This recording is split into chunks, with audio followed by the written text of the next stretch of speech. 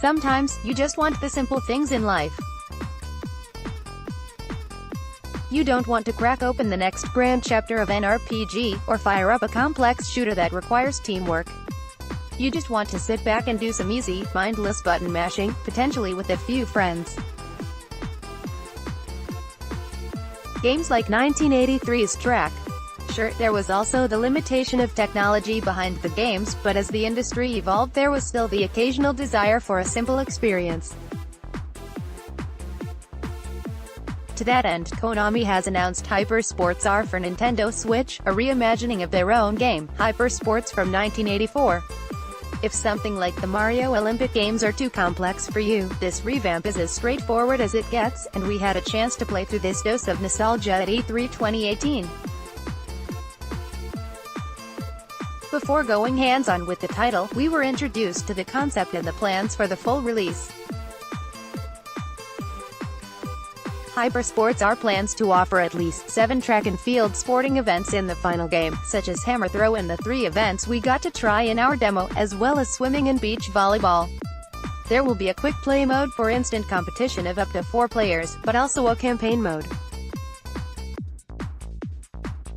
In the campaign mode, the developers say you'll travel between different competitions, meet other athletes that can be added to your team, over 20 will be in the game, hire coaches for temporary ability boosts, and complete quests to unlock rewards like new characters or music tracks. You can also sign on to compete for sponsors, to earn in-game currency for purchasing more unlocks. The developers say there will only be in-game currency and no microtransactions. Our demo included a few different track and field sports to try out. First up was the 100-meter sprint, and the controls here were the most simple. We used the motion controls on this one, though for this and all other sports in the game you can use the Joy-Cons instead. It was quite straightforward. After choosing a character, who all have seemingly the same ability level, just a different look, we were at the starting line of the dash. A small circle indicated when the race would start, and we had to be sure not to run too early, otherwise that would be a false start.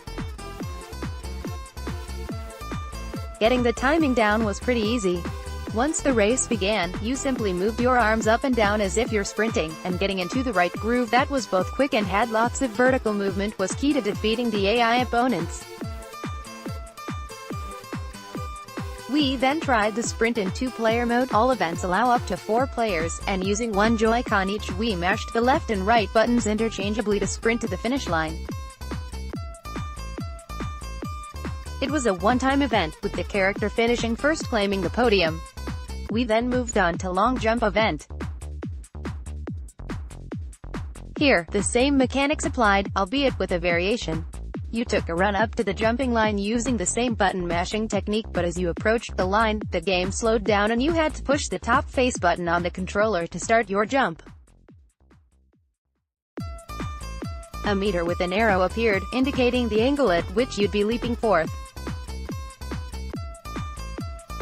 The arrow moved sporadically, so it was a matter of patience and timing for getting the best jump. You also had to make sure to jump before your character overstepped the boundary line.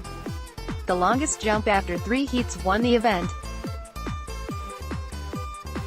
The next and final event we got to try was the javelin throw, and again the mechanics here were a remix of the previous ones. Again, you run up to the throwing point with the camera behind the character this time, and as you get close a reticule appears and moves around the center of the screen.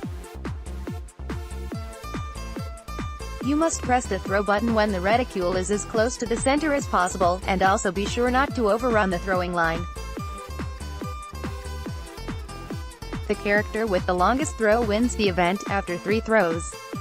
The gameplay of Hyper Sports R was definitely very simple, and perhaps repetitive, but there should be a little bit of fun to be had in trying to beat friends in local play. There will be online play as well, though how well this sort of gameplay will translate to remote multiplayer remains to be seen.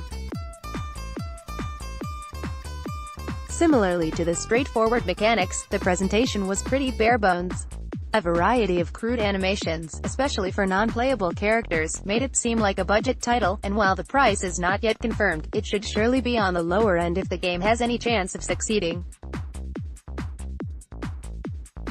Hypersports R is trying to hark back to the extremely simple sports games of the 80s and 90s, and is obviously not trying to compete with the much more expansive and full-featured titles.